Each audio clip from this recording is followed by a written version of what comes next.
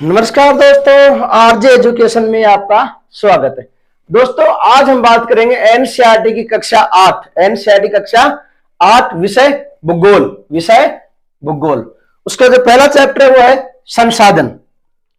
तो चलिए शुरू करते हैं। संसाधन किसे कहते हैं? वह प्रत्येक वस्तु या सामग्री जो मानव की आवश्यकताओं को पूर्ति करे संसाधन कहलाती है। देखिए दोस्तों, एक चीज का ध्यान रखना, संसाधन तभी कहलाएगी वस्तु जब वो मानव की आवश्यकताओं की पूर्ति करे। जैसे कि ये मार्कर है, ये अगर हमारी आवश्यकताओं की पूर्ति कर रहा है तो ये क्या है? संसाधन है। अगर कोई पत्थर पड़ा है, पहाड़ में पत्थर पड़ा है, वो संसाधन नहीं है। लेकिन जब उस पत्थर का प्रयोग हम दीवार बनाने में करते हैं तब वह क्या बन जाएगा? संसाधन बन जाएगा। तो संसाधन किसे कहेंगे? वह प्रत्येक वस्तु जिसका उपयोग मानवीय आवश्यकताओं को पूरा करने में किया जाए संसाधन कहलाता है। तो संसाधन किसे कहेंगे? वह प्रत्येक वस्तु जिसका उपयोग मानवीय आवश्यकताओं को पूरा करने में किया जाए संसाधन कहलाता है। अब बात करेंगे, देखो संसाधन सामान्यतः दो प्रकार का, तो जैव और अजैव। जैव और जैव जिसमें जीव का अंश पाया जाता हो, जैव संसाधन, जैसे पेड़ पौधे, जानवर, मानव, जैव संसाधन है। अजैव संसाधन जिसमें जीव का अंश नहीं पाया जाए, जैसे पर्वत, पठार और पत्थर, ये जब चीजें हैं, धातु, इनमें जीव का अंश नहीं पाया जाता, अजैव संसाधन हो गए। तो जैव में केवल पेड़ पौधे, मानव आएंगे और बाकी जितने भी संसाधन है अजैव संसाधन आएंगे। ये तो बात हो गई उत्पत्ति के आधार पर संसाधन की। अब हम बात करेंगे संसाधन कितने प्रकार के। तो संसाधन सामान्यतः 3 प्रकार के होते हैं। कौन कौन से? प्राकृतिक संसाधन, प्राकृतिक संसाधन जो प्रकृति द्वारा प्रदत्त हैं, जैसे पर्वत, पठार, मैदान, प्राकृतिक वनस्पति, जलवायु, ये सब क्या है? प्राकृतिक संसाधन है। मानव निर्मित संसाधन, मानव निर्मित वे संसाधन जिनका निर्माण मानव ने किया है, जैसे ये मार्कर है, बोर्ड है, ये दीवार है, उद्योग धंधे हैं, विभिन्न प्रकार के जो सामग्री जो मानव निर्मित करता है, वो सब क्या है? मानव निर्मित संसाधन, मानव निर्मित संसाधन। इनको अपन कह सकते हैं कृत्रिम संसाधन भी। तो प्राकृतिक संसाधन और कृत्रिम संसाधन। तीसरा जो प्रकार है वो है मानव संसाधन। मानव खुद अपने आप में क्या है? संसाधन है। तो मानव संसाधन भी अपने आप में एक संसाधन है, क्योंकि मानव खुद इन सब चीजों का क्या करता है? उपयोग करता है। और मैंने कहा जो हमें आवश्यकता पूर्ति करेगी वो संसाधन कहलाएगा। तो मानव भी एक संसाधन है। तो अब बात करेंगे, एक चीज आती है पेटेंट। पेटेंट क्या होता है? तो देखिए, किसी विचार या किसी वस्तु के आविष्कार पर जिसका एकमात्र अधिकार होता है वह उसका पेटेंट कहलाता है। फॉर एग्जाम्पल, बंगाली मिठाई जो है उस पर भारत का एकमात्र अधिकार है, पेटेंट। बीकाजी भुजिया है, बीकाजी भुजिया का जो लोगो है, बीकाजी भुजिया है, उस पर भारत का एकमात्र पेटेंट अधिकार है। तो बीकाजी भुजिया की रेसिपी और बीकाजी भुजिया का लोगो का प्रयोग अन्य कोई कंपनी नहीं कर सकती। और वह कंपनी या वह निर्माता जिसका उस वस्तु पर पूर्ण रूप से विचार पर या उस पर एकाधिकार हो, एकमात्र अधिकार, किसी और का अधिकार नहीं हो। जैसे दोस्तों, जैसे कि हम बात करें कि मारुति सुजुकी का लोगो आता है ऐसे, इस प्रकार से मारुति सुजुकी का, तो ये एस जो लोगो है ये केवल मारुति सुजुकी कंपनी का ही एकमात्र अधिकार है। तो पेटेंट किसे कहेंगे? किसी विचार या आविष्कार पर एकमात्र अधिकार क्या कहलाता है? उसका पेटेंट कहलाता है।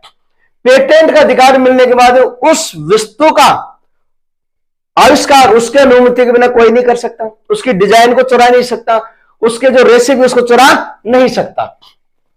संसाधन 3 प्रकार के हो गए। प्राकृतिक संसाधन, पर्वत, पठार, मैदान, नदी, जल, सब। मानवीय संसाधन, मानव खुद संसाधन। और कृत्रिम संसाधन, कृत्रिम का मतलब मानव निर्मित संसाधन, जैसे बोर्ड है, दीवार है, ये मार्कर है आदि। अब संसाधनों का उपयोग के आधार पर 2 प्रकार बनाए हैं, नवीकरणीय और अनवीकरणीय। नवीकरणीय जिसका नवीनीकरण किया जा सके, अर्थात कभी में समाप्त होने वाले संसाधन क्या कहलाएंगे? नवीकरणीय संसाधन।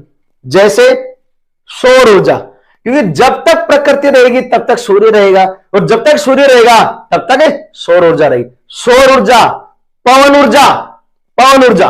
तो सौर ऊर्जा, पवन ऊर्जा, ये ऐसी ऊर्जा है जो कभी समाप्त नहीं हो सकती, तो इनको हम लेंगे नवीकरणीय। किस मिलेंगे?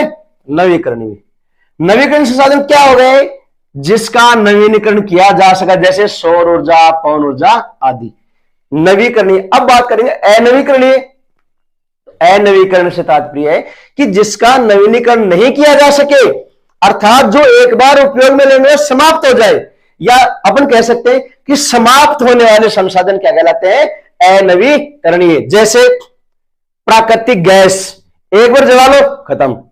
पेट्रोल, कोयला, तो ये ऐसे संसाधन हैं जिनका एक बार उपयोग करने वाले समाप्त हो जाते हैं, और इनके भंडार एक न एक दिन क्या हो जाएंगे? समाप्त हो जाएंगे। तो वे संसाधन जो समाप्त होने वाले हैं वो क्या कहलाएंगे? अनवीकरणीय। अनवीकरणीय संसाधन वे जो समाप्त होने वाले हैं, जैसे प्राकृतिक गैस है, पेट्रोल है, कोयला है आदि। उत्पत्ति के आधार पर संसाधन दो प्रकार के बता दिए, जैव और अजैव। जैव संसाधन में मानव, जीव जंतु और प्राकृतिक वनस्पति, और अजैव में पर्वत, पठार, मैदान, अन्य धातुएं आदि। अब बात करेंगे कि संसाधनों का उपयोग इस प्रकार करना है कि पर्यावरण को भी नुकसान ना पहुंचे, और हमारी आने वाली जो पीढ़ियां हैं, अर्थात भविष्य के लिए संसाधनों को बचाए रखना और प्राकृतिक पर्यावरण को नुकसान पहुंचाए बिना इनका संरक्षण करना और फिर इनका विकास करना कहलाता है सतत पोषणीय विकास। तो संसाधनों का उपयोग आवश्यकता के अनुसार भविष्य के लिए बचाए रखना क्या, और पर्यावरण के अनुसार उपयोग करना सतत पोषणीय विकास कहलाता है। तो ये इंपॉर्टेंट है, सतत पोषणीय विकास। यहां से प्रश्न आता है, सतत पोषणीय विकास क्या है, कैसे करोगे? संसाधनों का इस प्रकार उपयोग करना, पर्यावरण को नुकसान पहुंचाए बिना भविष्य के लिए बचाए रखना ही सतत पोषणीय विकास कहलाता है।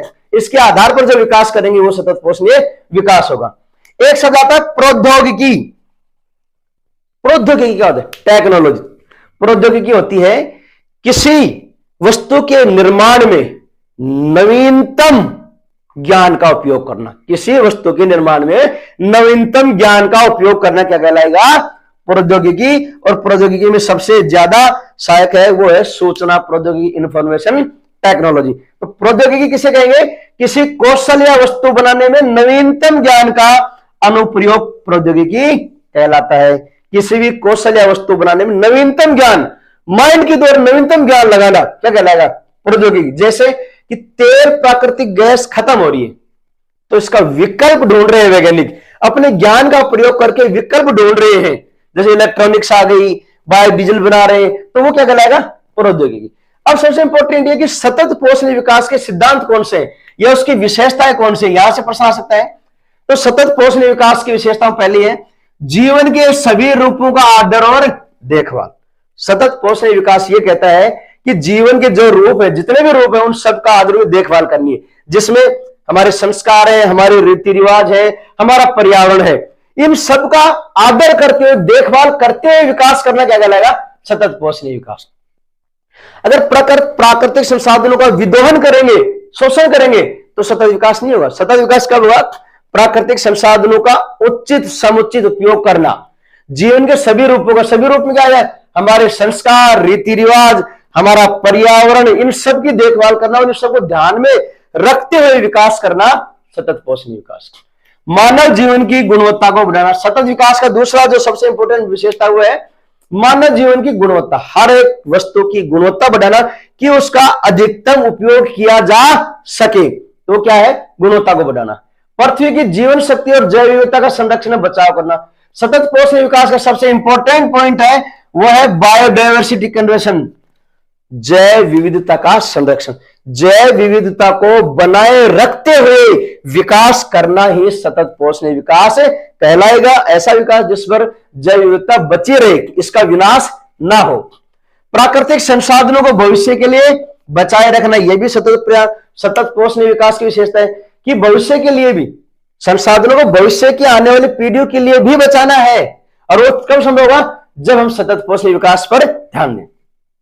और पर्यावरण को नुकसान पहुंचाए बिना विकास करना, एनवायरमेंट, क्योंकि पर्यावरण अगर नहीं बचेगा, प्रकृति अगर नहीं बचेगी, तो विकास की जगह विनाश हो जाएगा। इसलिए एनवायरमेंट को बचाते हुए जो विकास करेंगे वो विशेषता है सतत पोषणीय विकास की। तो दोस्तों ये था हमारा संसाधन। अगला हमारा टॉपिक है वो है वन, वन्य जीव और वन्य प्राकृतिक वनस्पति और वन्य संसाधन। तो आज के लिए इतना ही दोस्तों। अगर वीडियो अच्छा लगे तो शेयर और सब्सक्राइब जरूर करना। धन्यवाद। जय हिंद, जय भारत।